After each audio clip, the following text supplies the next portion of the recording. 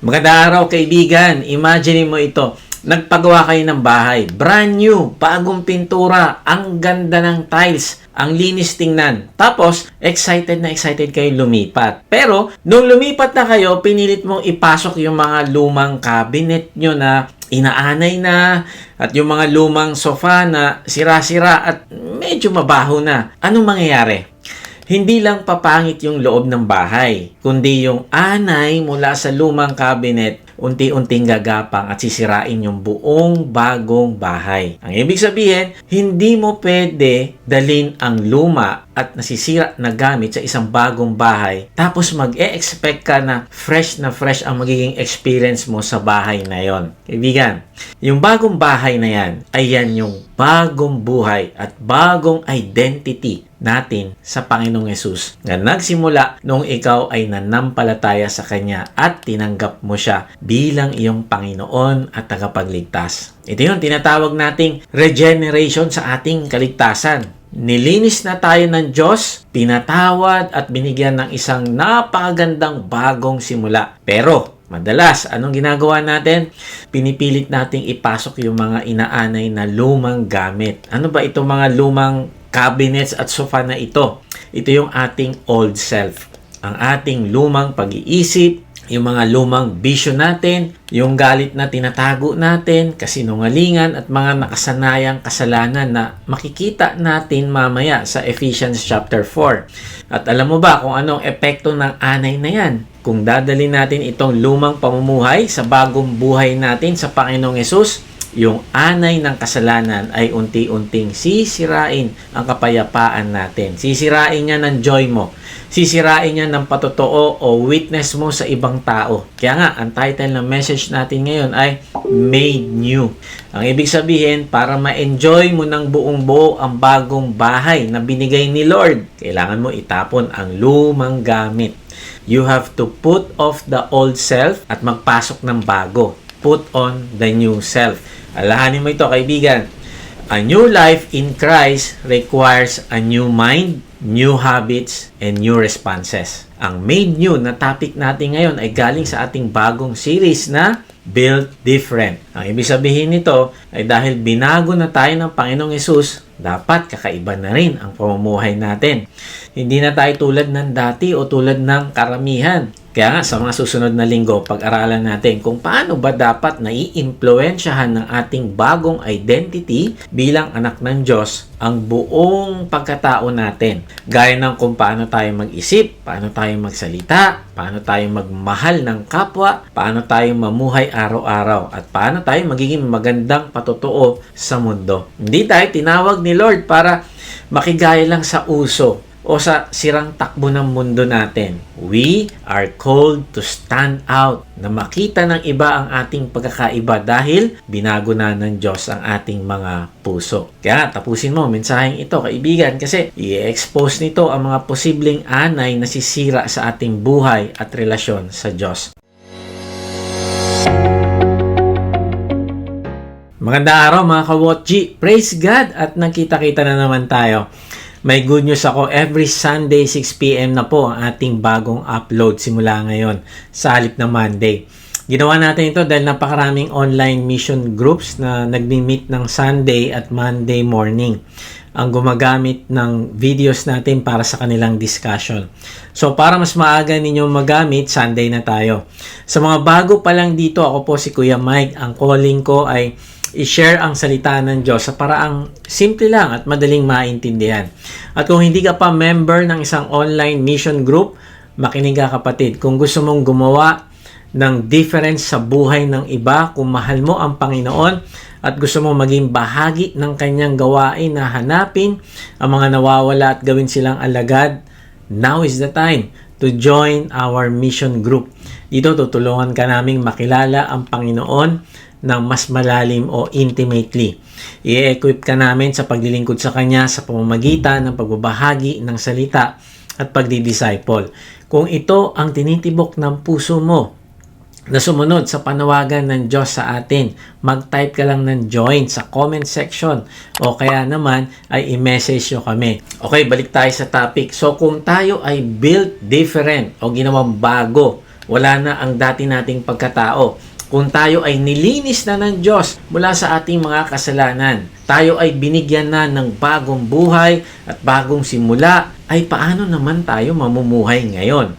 Una, leave the old way of living. Pangalawa, renew the way you think. Pangatlo, put on practical Christ-likeness. So, pag-usapan natin yung una. Leave the old way of living. Kailangan nating iwanan ang lumang paraan ng ating pamumuhay. Sabi ni Apostol Pablo sa Ephesians 4:17-19, kaya't sinasabi ko ito at pinatotohanan sa Panginoon na kayo'y hindi na dapat lumakad na gaya ng lakad ng mga hentil sa kawalang saysay ng kanilang mga pag-iisip. Nagdilim ang kanilang mga pangunawa, palibhasay nahiwalay sa buhay ng Diyos dahil sa kanilang kamangmangan, dahil sa katigasan ng kanilang mga puso. Sila'y naging manhid at ibinigay ang kanilang sarili sa kahalayan, sakim sa paggawa ng bawat uri ng karumihan. Kung babasahin natin ng Ephesians chapter 1-3, bago itong chapter 4, ay makita natin doon ang lahat ng ginawa ng Diyos sa mga taong nanampalataya at nakipag-isa sa Panginoong Hesus. So ano-ano ba itong mga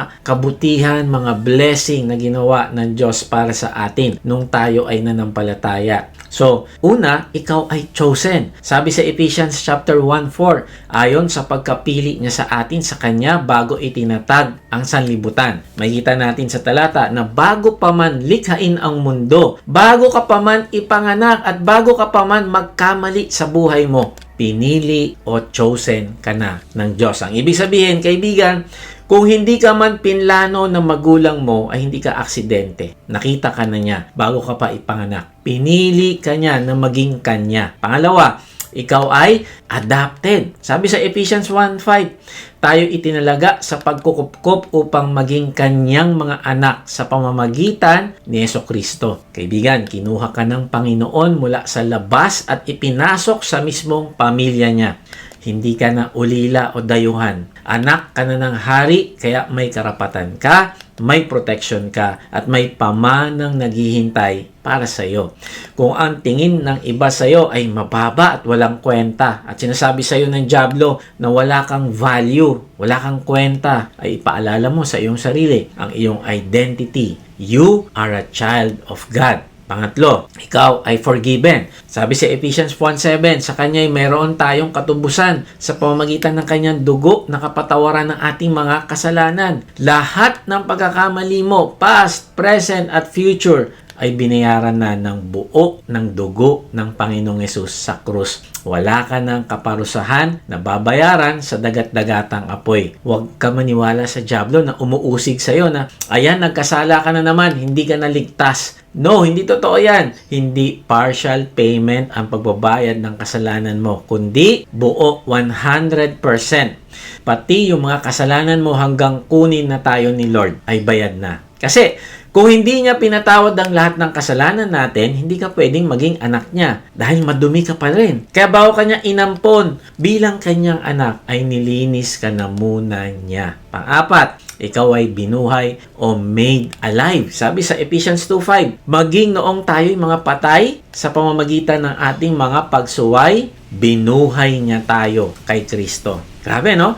Dati patay tayo sa ating mga kasalanan at wala tayong kakayahang lumapit sa Kanya. Pero nung tinanggap natin ang Panginoong Hesus, ay ibinangon niya tayo at binigyan ng bagong buhay. Kaibigan, you are spiritually alive. Panlima, ikaw ay tinatakan o sealed with the Holy Spirit. Sabi sa Ephesians 1:13, at kayo na sumampalataya sa Kanya. Kung ikaw ay sumampalataya sa Kanya, tingnan mo yung pangako, ay tinatakan ng ipinangakong Espiritu Santo. Alam mo, nung sinaunang panahon, kapag may tatak ng hari ang isang sulat o gamit, naku, walang pwedeng gumalaw nito. At ganoon din sa atin, na tayo ay pag-aari na ng Diyos. Paano? Kasi tinatakang Kanya mismo ng Kanyang Holy Spirit na nananahan sa atin. Ang ibig sabihin, hindi ka na pwedeng angkinin ng dyablo, walang makakaagaw sa iyo mula sa Kanyang kamay. Ito ang guarantee natin na makakarating tayo sa langit. Pang-anim, at higit sa lahat, ikaw ay minahal ng napakalalim o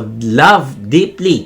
Sabi sa Ephesians 3:18-19, upang inyong lubusang maunawaan, kasama ng mga hinirang ng Diyos kung gaano kalawak, kahaba, kataas at kalalim ang kanyang pag-ibig. At naway maunawaan ninyo ang pag-ibig ni Kristo na hindi kayang abutin ng pag-iisip at sa gayoy mapuspos kayo ng buong katangian ng Diyos. Kaibigan, ayon sa talata, hindi kayang abutin ng ating pag-iisip kung gaano tayo kamahal ng Diyos. Maaring mawala ang pagmamahal sa iyo ng asawa mo, ng anak mo, ng magulang mo o kaibigan mo kasi nagkasala ka sa kanila. Pero hindi pwedeng mawala ang pagmamahal ng Diyos sa iyo dahil lang nagkasala ka. Mahal na mahal kanya, kaibigan, at inaantay ka niyang bumalik sa kanya. Kaya nga, tandaan natin ito, we were built differently. Yan ang series natin. You are made new. Ikaw ay pinili, inampon, pinatawad, binuhay, tinatakan, at minahal ng napakalalim. At dahil sa ginawa ng Diyos sa iyo, ito naman yung pag-uusapan natin. Dito na sa chapter 4. Sabi dyan,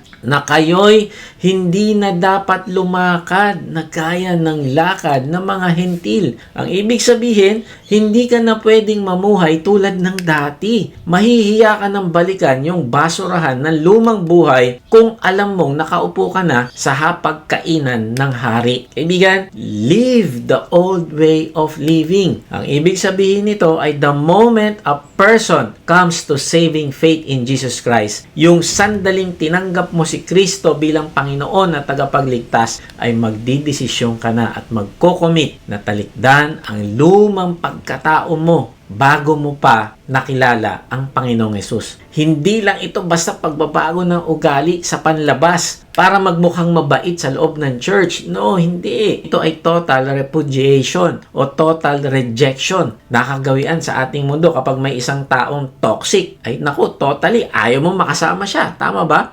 Puputulin mo yung communication sa kanya. Aayawan mo yung kanyang lifestyle. Ire-reject mo lahat ng bagay na magkukos sa'yo ng stress mula sa taong iyon. Now, sa ating spiritual na buhay, pag sinabing total repudiation, ito ay total repudiation of the old self. Ang ibig sabihin, hindi ito parang minamanage mo lang ang kasalanan mo. Medyo konting bawas dito sa kasalanan na ito, dito sa kasalanan na ito, delay lang ng konti. Medyo napapadalas na kasi. Tapos itong bad habit na ito, pwede ko na sigurong ihinto. No, hindi natin minamanage ang kasalanan. Ang sabi, dahil sa ginawa ng Diyos sa iyong buhay, ay itatakwil mo na yan lumang lakad o lifestyle at yayakapin mo na ang bagong identity mo. Ikaw ay anak na ng Diyos. Ang repudiation ay isang malalim na pagtalikod sa kadiliman, katigasan ng puso at pagtalikod sa pagiging malayo sa Diyos. Gusto mo lumakad ka na papunta sa Diyos. Gusto mo maging malapit na sa Kanya. Bakit?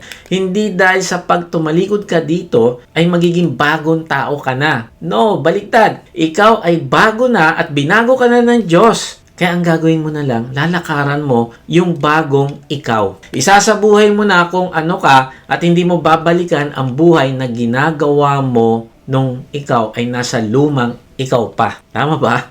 Now, bakit natin tatalikuran ang lumang buhay bukod sa ginawa ng Diyos sa atin? Sabi sa talata, sa kawalang saysay ng kanilang mga pag-iisip. Ang ibig sabihin ay mga gawain ng luma mong pagkatao, yung mga ginagawa na ito, alam mo kung ano? Empty or purposeless. Sabi diyan, walang saysay. Hindi ibig sabihin na mangmang ang mga taong wala sa Diyos. Okay?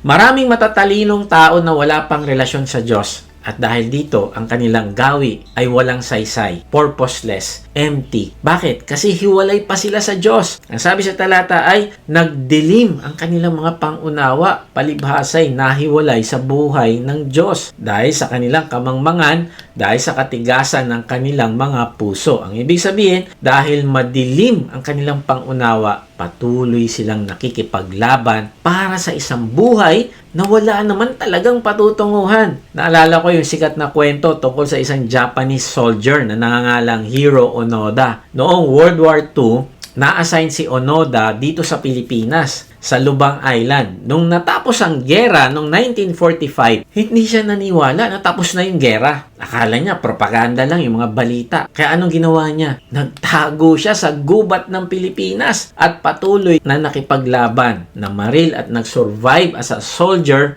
for almost 30 years. Hanggang noong 1974, kinailangan pang lumipad ng dati niyang commanding officer papuntang Pilipinas para lang bigyan siya ng official order na sumuko na. Nung lumabas siya sa gubat, dala-dala pa rin niya yung luma niyang baril. Pinaglalaban ng isang gera na matagal nang natapos. Mga kapatid, napakaraming Kristiyano ang parang si Hiro Onoda. The war against sin and death has already been won at the cross. Kaya nga, sabi ng Panginoong Hesus, it is finished. Pero marami sa atin nagtatago pa rin sa gubat ng ating mga kasalanan. Patuloy pa rin itong pinaglalaban at pinanghahawakan yung lumang identity natin. Kaibigan, tapos na ang gera. You belong to a new kingdom now. Labas ka na dyan sa gubat ng kasalanan. Kasi, tingnan mo, nakakatakot yung sinabi ni Pablo sa verse 19 na sila'y naging manhid. Ito ay medical term para sa pagkawala ng pakiramdam ng sakit sa nerves. Ibig sabihin,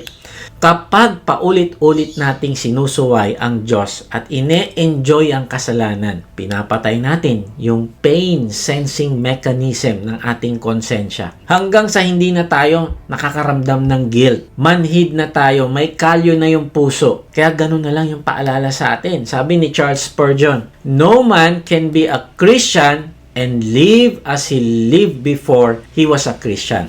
The grace of God produces a radical change. It changes the heart, the desires, the aims, the habits, the whole life. A man who says he has been converted but has not changed his manner of living has simply not been converted at all." Grabe, ang bigat nitong sinabi ni Charles Spurgeon. Sabi niya, kung Kristiyano ka daw, hindi pwedeng pareho pa rin ang takbo ng buhay mo gaya nung bago mo pa nakilala ang Panginoong Hesus. Kapag narinig natin ito sa unang pagkakataon, baka makaramdam tayo ng takot o condemnation. Baka isipin mo, hala, nakasala ako kahapon. Ibig ba nitong sabihin, hindi ako tunay na Kristiyano? Kaibigan, hindi. Sinasabi ni Spurgeon na the moment na tumanggap ka sa Panginoong Hesus, kaibigan, hindi sinasabi ni Spurgeon na the moment na tumanggap ka sa Panginoong Hesus ay perfect ka na at hindi ka na magkakamali kailanman.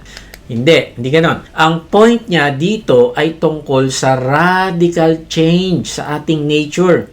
Nung pumasok ang grace o biyaya ng Diyos sa buhay mo, binago niya yung pinaka-core mo. Binago niya yung heart. Binago niya yung desires. Binago niya yung aims. Binago niya yung habits mo. Yung desires mo, dati, gustong-gusto mo yung kasalanan. Pero ngayon, meron ka ng free will. At naiinis ka, alam mo, ayaw mo yung kasalanan. Dahil ito ay hindi nakakalugod sa Diyos. Kaya may choice ka ngayon. Kaya nga yung sinasabi, pag sinabi ng Diyos na tanggalin mo na yan, iwanan mo na yan, meron ka ng choice. Kasi binago ka na. Meron ka ng bagong desires. Ibig sabihin, nag-iba na ang panlasa mo sa buhay. Dati, nung wala pa ang Panginoong Hesus sa puso mo, na-enjoy natin yung kasalanan. Okay lang sa atin na magsinungaling, manloko sa negosyo, manira ng kapwa, o magtanim ng galit. Wala tayong pakialam. Pero ngayon, dahil made new ka na at naninirahan na ang Holy Spirit sa'yo, kapag nagkakasala ka, hindi ka na masaya. Tama ba?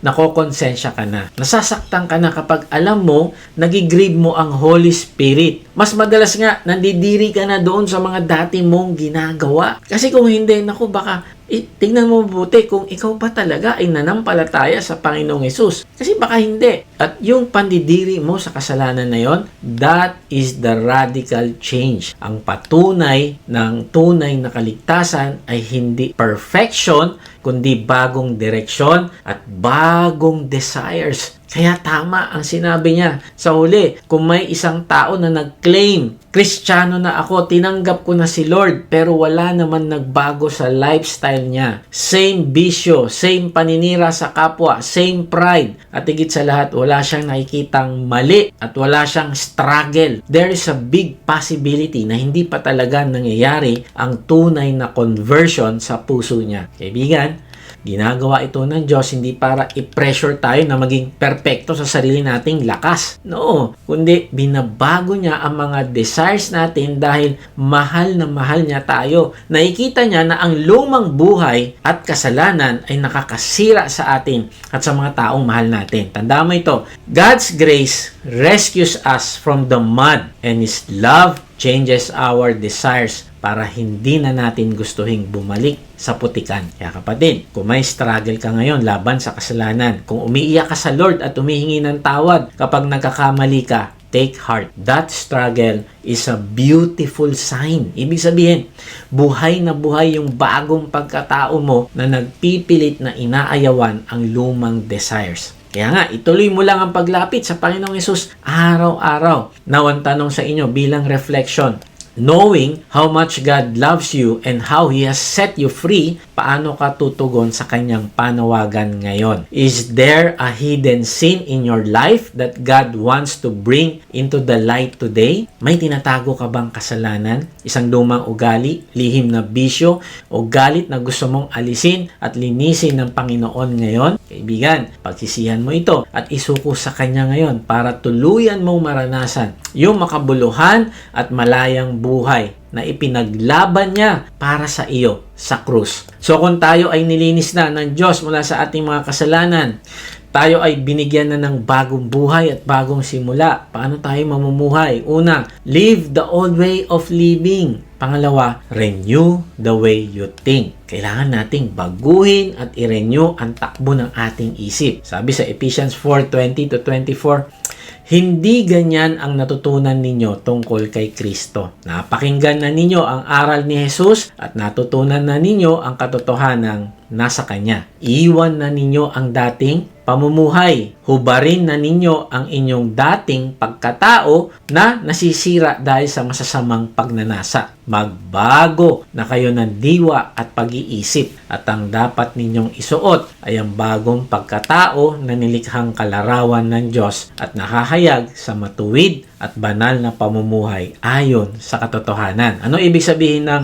renew the way you think? Ang pag-renew ng isip ay tumutukoy sa patuloy at araw-araw na pagbabago ng ating kaisipan sa tulong ng banal na spirito. Hindi ito yung simpleng behavior modification o pag-try na maging mas mabait sa panlabas. No, ito ay ang pag-reprogram ng ating isip. Pinapalitan mo kung paano ka mag-isip. Kasi kung anong iniisip mo ay yun din ang ikikilos mo. Halimbawa, sa relationship natin kay Lord, kung ang tingin mo sa Diyos ay isang KJ o panira ng trip, iniisip mo, kaya siya nagbigay ng mga utos sa Bible ay para lang sirain ang kaligayahan mo at pagbawalan ka sa mga masasarap na bagay. Naku, anong mangyayari? You won't obey Him joyfully. Susunod ka siguro dahil takot kang maparusahan o mapunta sa hell. Pero deep inside, nagre-rebelde ka. Yan, yung behavior modification. Pipigilan mo lang magkasala kapag may makakakita na kapatiran o makakalusot ka. O kapag may nakakakita at hindi ka makakalusot. Pero kapag nireprogram mo ang isip mo at na-realize mo na ang Diyos ay isang mapagmahal na Ama na nag-iingat sa iyo mula sa kapahamakan, nako, kusa kang susunod. Tinitignan mo na ang utos niya ay hindi pabigat kundi protection sa iyo. Kung iniisip mo na ayaw ng Diyos na sumaya ka dahil pinagbabawalan kanyang maglasing, mamuhay sa kalaswaan, o mandaya sa negosyo, you won't surrender completely. Ang gagawin mo, magtatago ka. Gagawa ka ng paraan para makalusot. Magiging Kristiyano ka lang tuwing linggo. Pero tingnan mo, kapag na-renew ang isip mo, kapag nakita mo na kaya kanya pinagbabawalan ay dahil ayaw niyang masira ang pamilya mo, ayaw niyang mawasak ang katawan mo, at ayaw niyang mawala yung peace at joy mo, ay mag-iiba yung kilos mo. You will run away from sin, not because you have to, but because you want to. Bakit? Nagbago na kasi yung isip mo eh. Kaya kailangan mo na magbago yung isip natin. Kaya nga sabi sa talata ay, magbago na kayo ng diwa at pag-iisip kasi alam nyo na yung katotohanan patungkol sa Panginoong Hesus. Bago naging Kristyano ang sikat na theologian na si Augustine of Hippo noong AD 386, siya ay isa sa pinakamatalinong tao sa buong mundo. Sikat siyang philosopher at magaling magsalita. Pinag-aralan niya ang lahat ng relihiyon at philosophy ng panahon niya. Pero alam nyo ba kung anong sabi niya sa kanyang libro? Gulong-gulo raw ang isip niya. Meron siyang brilliant mind pero sobrang restless at walang kapayapaan. Dahil kahit gaano kakatalino ko ang isip mo ay nakahiwalay sa Diyos, it is completely futile or futile. Pero nung makilala niya ang Panginoong Hesus, na mag-surrender siya sa isang garden sa Milan, hindi nawala ang talino niya. Andun pa din. Pero alam mo, ang nangyari, na-renew yung kanyang isip. Ang sabi niya sa kanyang panalangin, "You have made us for yourself, O Lord, and our heart is restless until it rests in you." Nung na-renew yung isip niya, yung dating talino na ginagamit sa walang kwentang pagdedebate ay ginamit ng Diyos para magsulat ng mga librong nagpatibay sa buong Kristyanismo. Tandaan mo ito, a renewed mind makes you a thinker whose thinking is finally anchored on God. Ang ibig sabihin, kung na-renew ang isip mo ay hindi na ito paligoy-ligoy o nakatuon sa mga walang kabuluhang bagay sa mundo. Ang isip mo ngayon ay may malinaw ng layunin. Ginagamit na ito para mas makilala ang Diyos, para maunawaan ang kanyang kalooban at para luwalhatiin ang kanyang pangalan sa lahat ng ginagawa mo. Kaya nga, sinabi ni A.W. Tozer, "What you think about when you are free to think about anything is what you are." You cannot become Christ-like from the outside in. Christ-likeness begins in the mind. Fill the mind with Christ, with His Word, with His truth, and the rest will follow. Kaya sa talata, may tatlo tayong gagawin. Put off, hubarin na ninyo ang inyong dating pagkatao. Renew, magbago na kayo ng diwa at pag-iisip. At put on, isuot ay ang bagong pagkatao na nilikhang kalarawan ng Diyos. Pansinin mo, nasa gitna ang be renewed o baguhin mo yung pag-iisip mo. Bakit? Dahil kung huhubarin mo lang ang luma, tapos isusuot mo agad yung bago nang hindi pa nagbabago yung isip mo, ang tawag dyan ay pagkukunwari lang. Moralism lang yan. Nagpapanggap ka lang na mabait pero sa loob-loob mo, gustong-gusto mo pa rin gawin yung kasalanan. Tandaan mo, kaibigan,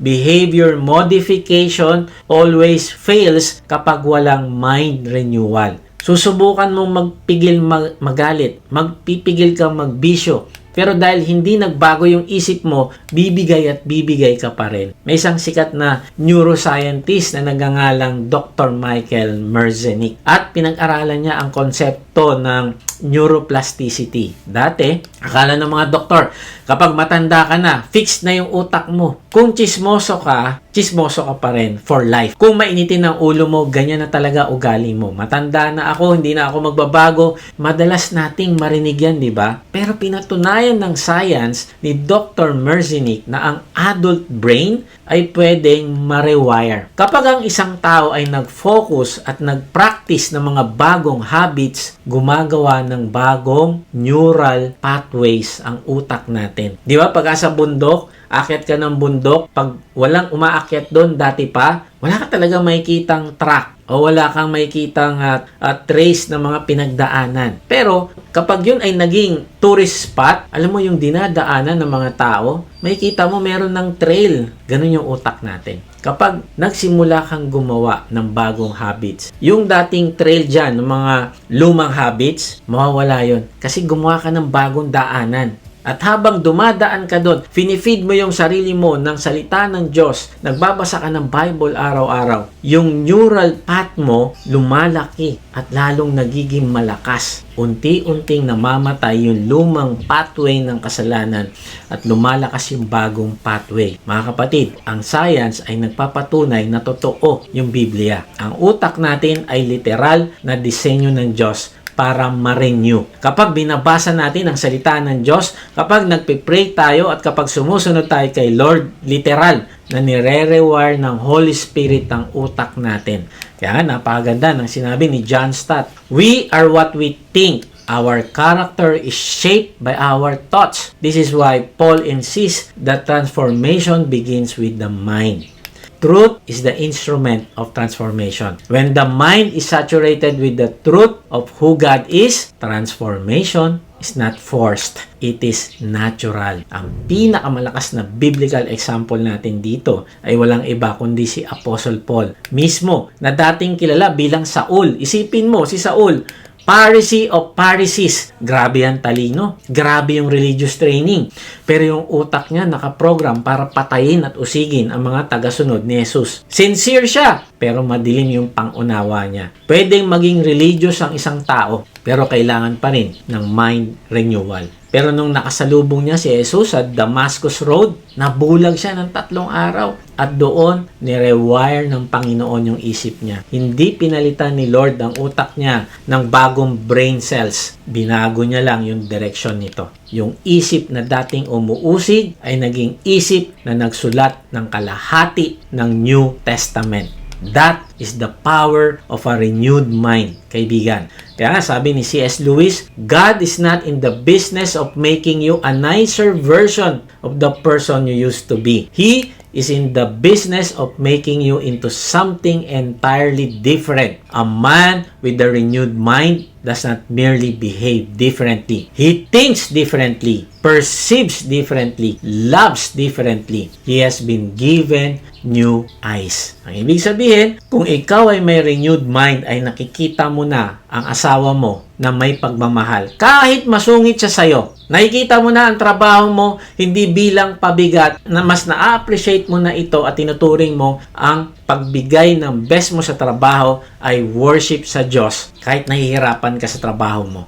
Nakikita mo na ang pera mo hindi bilang Diyos-Diyosan kung hindi kasangkapan lang para pagpalain ng iba kapag na-renew yung mind mo. Kaibigan, nag-iiba ang paningin mo kasi bago na ang isip mo. Sabi nga ni Charles Spurgeon, the grace of God does not merely reform a man's outward life. It renews his inward mind. The Christian thinks with Christ's thoughts, sees with Christ's eyes, loves with Christ's love. Kaya nga, anong practical application natin dito? Paano natin i-renew yung isip natin araw-araw? Sabi sa Romans 12:2, huwag kayong umayon sa takbo ng mundong ito. Mag-iba kayo sa pamamagitan ng pagbabago ng inyong pag-iisip, kaibigan. Talikdan mo ang pag-ayon sa gawin ng mundo. Paano? Babaguhin mo ang kung anong pinapasok mo sa iyong isip.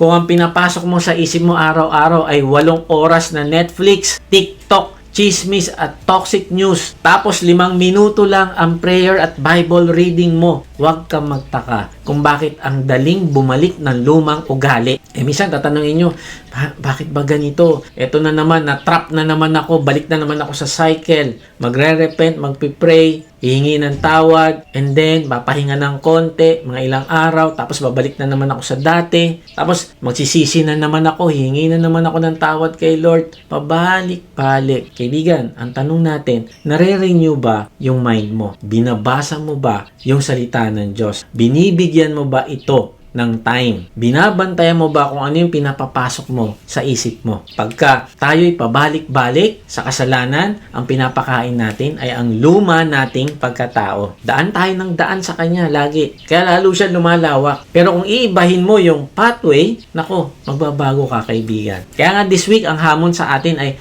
bantayan natin yung ipapasok natin sa ating isip. Saturate your mind with the truth of God's Word. Magbasa ka ng Biblia, hindi para may ma-check ka lang sa to-do list mo o dun sa Go Mission app natin, kundi para makilala mo ng mas malalim ang Panginoong Hesus. So kung tayo ay nilinis na ng Diyos mula sa ating mga kasalanan, tayo binigyan na ng bagong buhay at bagong simula, paano tayo mamumuhay?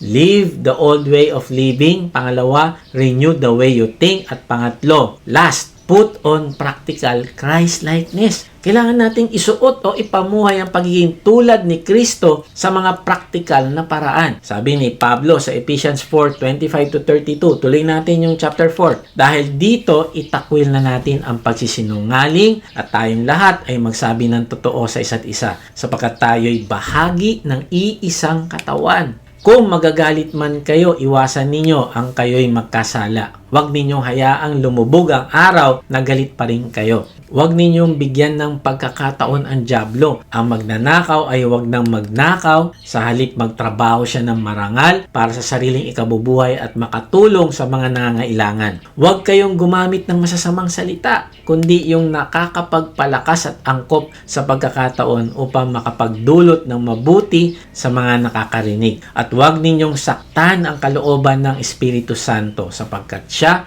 ang tatak ng Diyos sa inyo, ang katibayan na kayo'y tutubusin pagdating ng takdang araw. Alisin na ninyo ang lahat ng sama ng loob, puot at galit. Huwag na kayong mambubulyaw, manlalait at mananakit ng damdamin ng kapwa. Sa halip, maging mabait kayo at maawain. Magpatawad kayo sa isa't isa tulad ng pagpapatawad sa inyo ng Diyos dahil kay Kristo. Kaibigan, ano ba ibig sabihin ng put on practical Christ-likeness? Ito ay tungkol sa kung paano kumikilos ang isang taong binago na. Ano ba ibig sabihin ng put on practical Christ-likeness? Ito ay tungkol sa kung paano kumikilos ang isang tao na binago na ng Diyos. Ang ibig sabihin, papalitan natin yung kasinungalingan ng katotohanan. Papalitan natin yung mapanirang galit ng kontroladong emosyon. Kinokontrol natin siya sa tulong ng Diyos. Nagpipigil tayo. Papalitan natin yung pagnanakaw ng marangal na pagtatrabaho at pagbibless sa iba. Papalitan natin yung masasamang salita ng mga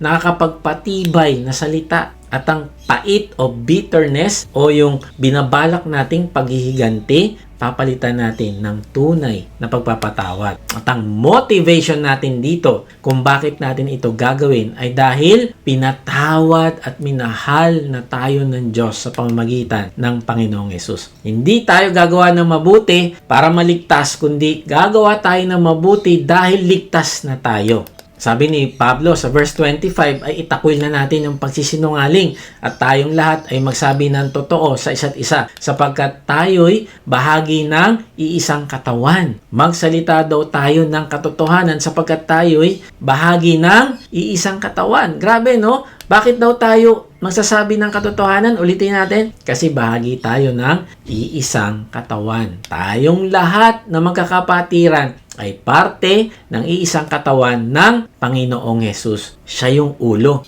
Sabi sa 1 Corinthians 12:27, kayo ngang lahat ang iisang katawan ni Kristo at bawat isa sa inyo ay bahagi nito. Imagine mo kung ang nervous system ng katawan mo ay nagsimulang magsinungaling sa iyong utak. Halimbawa, yung mainit na bagay sasabihin sa iyo ng nerves mo, malamig yan. Pwede mo gamitin. So, pagpasok mo sa shower room, ipipihit mo ngayon sa pinakamainit yung setting. Kasi nga kahit mainit na, sabi sa'yo ng nerves mo, malamig. So, ginawa mo ngayon, tinodo mo. Tapos sinasabi ng nervous system mo na malamig. Pero ang totoo, nasusunog na ang balat mo. Ganyan na ganyan ang nangyayari sa loob ng church at sa loob ng pamilya. Kapag hindi tayo nagsasabi ng totoo, we destroy the body. Sinisira nito ang mismong sistema ng mga relasyon natin. Halimbawa, sa mag-asawa, magtatago ka ng maliit na sikreto. Siguro sa finances, may binili ka or inutang ka na hindi mo sinabi. O, baka may kinakausap ka pala sa text. Inililihim mo kasi ayaw mo lang ng away.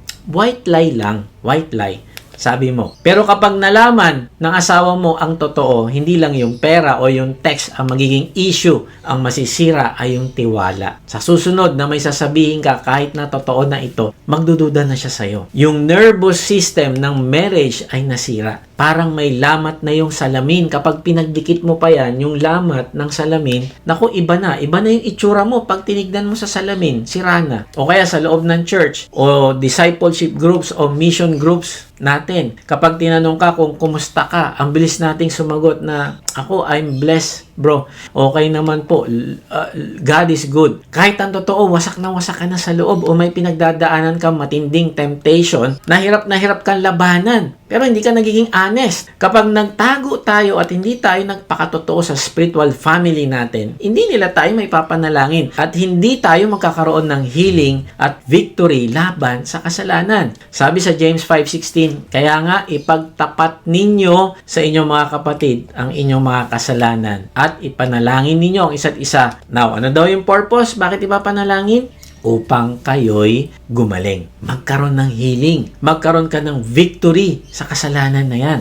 Then, pagdating naman sa galit, sabi sa verse 26, kung magalit man kayo, iwasan ninyo magkasala. Alam mo, normal na tayo makaramdam ng galit. Pero ang hindi normal ay kapag ang galit mo ay pinapairal mo kahit nagkakasala ka na sa unforgiveness, pride, hatred, at vengeance. Kaya nga sabi, huwag hayaang lumubog ang araw na galit ka pa rin. Bakit? Kasi sa verse 27, kapag pinatagal mo ang galit, ano sabi dyan? Binibigyan mo ng pagkakataon ang dyablo. Na-realize ko, nag-aantay ang dyablo 24/7 ng pagkakataon para makapasok sa puso mo. Pagkakataon na siya ang maghari sa iyo at mapalayo ka sa Diyos. Ayon sa talata, kailan siya nagkakaroon ng pagkakataon? Kasi hindi siya basta-basta makakapasok dyan. Pero kailan siya nagkakaroon ng pagkakataon na manatili sa iyong puso? Kapag may galit dyan at unforgiveness. Ang dyablo na ang may control ng emotions mo. Siya ang gumagatong sa iyo ng maling thoughts laban sa isang tao. Yung hindi na-resolve na galit ay nagiging bitterness at ang bitterness ay nagiging lason na magpapawala ng peace at joy mo. At higit sa lahat, hindi ka lalago sa iyong intimacy sa Diyos at magiging stumbling block ka sa iyong kapatiran at sa ibang tao. Tingnan natin ang story ni Philemon at Onesimo sa New Testament. Si Onesimo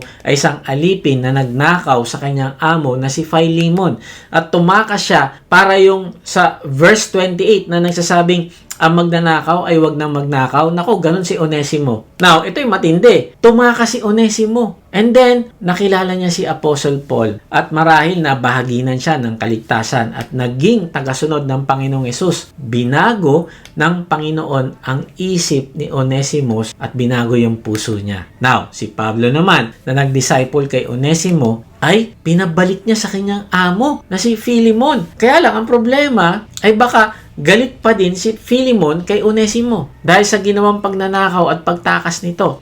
Kaya ang ginawa ni Pablo, sumulat din siya kay Philemon na isang alagad din ng Panginoong Yesus. Alam mo, hindi lang inutusan ni Pablo si Onesimo na magbago ng buhay, kundi inutusan din niya si Philemon na i-apply ang radical grace. Sabi ni Pablo, Philemon 1:15-16, marahil nalayo sa iyo si Onesimo ng kaunting panahon upang sa pagbabalik niya'y makasama mo siya habang panahon. Hindi lamang bilang isang alipin, kundi bilang isang minamahal na kapatid. Napamahal na siya sa akin at lalo siyang mapapamahal sa iyo. Ngayong hindi mo lamang siya alipin, kundi isa ng kapatid sa Panginoon. Wow, grabe. Siguro inisip ni Philemon, ano? Ninakawan ako niyan, tapos tumakas, tapos sabi mo makakasama ko siya habang buhay, tapos ituturing ko pa siyang minamahal na kapatid. Aba, hindi pwede yan. Pero praise God, at walang sinabing ganon si Philemon. Kaya nga, ang point, ang mabuting balita ng kaligtasan ay nagpapabago ng isang tao. Na yung dating mabagsik, yung dating ma-pride na tao ay kayang baguhin ng gospel. Kayang magmahal kahit sa kaaway. Bakit? Dahil nananahan na sa iyo ang banal na spirito. Kaya kung hindi ka nakikipag-cooperate o nagpapakontrol sa banal na spirito, ay hindi mo sinusuot yung Christ-likeness sa iyong buhay at hindi mo mararanasan ang malapit na relasyon sa Diyos. Kaya sabi sa verse 30 ng chapter 4, at huwag ninyong saktan ng kalooban ng Espiritu Santo. Nakakalungkot isipin na kaya pala nating saktan ng kalooban ng Holy Spirit kapag bumabalik tayo sa lumang ugali natin, sa paninira ng kapwa, sa pagsigaw sa asawa natin, sa pagtatanim ng sama ng loob, we grieve the Spirit of God. Bakit? Bakit siya nasasaktan? Dahil iniligtas na niya tayo mula sa ganyang klase ng pamumuhay. Tapos pinipili mo pa rin balikan yung dati. Ang tawag doon ay rebellion. Laban yan sa grace na natanggap mo na. Ang pinakamahirap at pinakamabigat sa lahat ng practical na utos dito, alam mo, sa chapter 4, verse 32. Sabi dyan, magpatawad kayo sa isa't isa tulad ng pagpapatawad sa inyo ng Diyos dahil kay Kristo. Alam mo, napakasarap pakinggan ng salitang forgiveness kapag tayo ang humihingi. Patawarin mo na ako, intindihin mo, tao lang, kamali lang ako. Pero kapag tayo na yung kailangan magbigay sa taong nanakit sa atin, biglang ang hirap. Ang tindi ng ginawa niyan eh. Hindi ko yan mapapatawad. Tama ba? Tingnan mo, kaya sabi ni C.S. Lewis, to be a Christian means to forgive the inexcusable because God has forgiven the inexcusable in you. Kaibigan, kung gusto mo malaman kung ano ibig sabihin ng maging isang Kristiyano, sabi niya, ang maging Kristiyano daw ay yung papatawarin mo yung mga matitinding kasalanan na talagang hindi naman dapat patawarin. Dahil yung mga kasalanan na yon na hindi dapat patawarin, ayun din ang pinatawad ng Diyos sa iyo.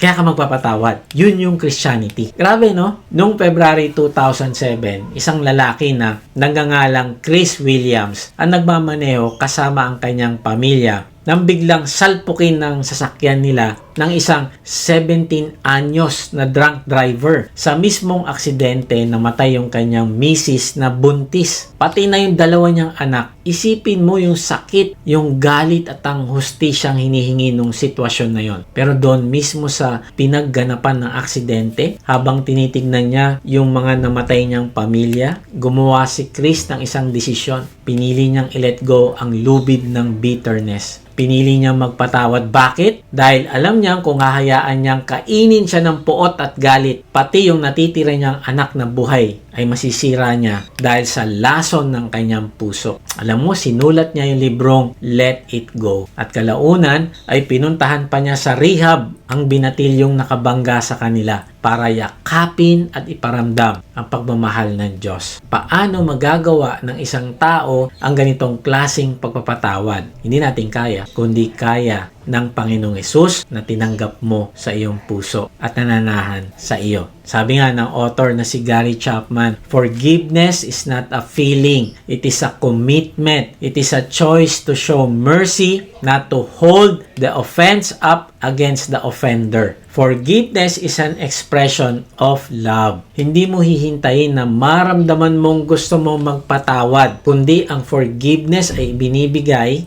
agad-agad at hindi mo aantayin yung feeling na dumating. Ito ay isang desisyon ng kalooban. Magdi-decide ka, Lord, pinatawad mo din ako, so magpapatawad din ako. Tulad ng paalala ni Tim Keller, forgiveness is granted, often a good while, before it is felt, not felt before it is granted. Dinagdag pa niya, the more you rejoice in your own forgiveness, the quicker you will be to forgive others. Wow, grabe. Ang pagpatawad daw ay instant. Binibigay ito bago pa dumating yung feeling na gusto mo magpatawad. Kabaliktaran ito sa paniniwala na kailangang maramdaman ko muna na gusto ko magpatawad bago ko magpatawad. Then, sabi niya, mas mabilis tayong makakapagpatawad kung palagi nating ipinagdiriwang ang pagpapatawad na natanggap natin mula sa Diyos. Kapag naisip mo na hindi ka karapat-dapat pero minahal ka pa rin ng Panginoong Hesus, ay mas madali ka magpatawad ng iba. Kaibigan, tanongin mo ito sa sarili, paano ka tutugon sa katangian ng Diyos na nagpatawad sa lahat ng kasalanan mo sa pamamagitan ng dugo ni Kristo? Hayaan mo ba na patuloy kang alipinin ng lumang galit o piliin mong maging daluyan ng kanyang biyaya? Kaibigan, marahil gusto mo ding tanggapin ang kapatawaran ng Diyos sa lahat mong kasalanan. Past, present, at future sin. Kung ito nais mo ay ipahayag mo sa Panginoong Hesus ang iyong pananampalataya. Kahit nasan ka ngayon, sabihin mo ito sa Kanya. Panginoong Hesus, inaamin ko po na ako ay makasalanan. Patawarin niyo po ako. Nananampalataya po ako na ikaw ang nagbayad ng lahat kong kasalanan sa krus. Ngayon nga, ay binubuksan ko na yung aking puso. Pumasok ka at manahan sa akin. Tinatanggap kita bilang aking Panginoon at tagapagligtas. Simula ngayon, ay tatalikdan ko na yung aking kasalanan. Salamat sa pagliligtas mo sa akin sa walang hanggang kaparusahan. Tulungan mo ako lumago sa aking pagmamahal sa iyo. Amen. Kaibigan, kung dinalangin mo yan ng may pananampalataya, ay pinatawad ka na. Nilinis sa lahat ng iyong kasalanan. Ikaw ay isang bagong nilalang. Kung tinanggap mo si Jesus sa iyong puso, comment, accept para may pag-pray namin ang iyong spiritual growth. Kung na-bless ka, please subscribe at i-share ito sa mga nangangailangan ng pag-asa. Para naman sa gustong mas makilala pa ang Diyos, comment, join para makasali sa ating mission group. Salamat sa ating mga supporters. Kung nais mong maging financial partner sa pagpapalaganap ng salita ng Diyos, nasa description ang giving link o mag-comment ka lang ng partner at isisend namin ito sa iyo. Kaya ang challenge sa ating lahat na nakatanggap ng pagbabago ng Diyos sa atin ay mamuhay tayo ng may kaibahan. Tayo ay built different dahil tayo ay made new. Isuot natin ang bagong pagkatao, magsalita ng katotohanan, magtrabaho ng marangal, mag-build up ng kapwa sa pamamagitan ng mabuting pananalita at magpatawad dahil tayo ay lubusang pinatawad na. God bless!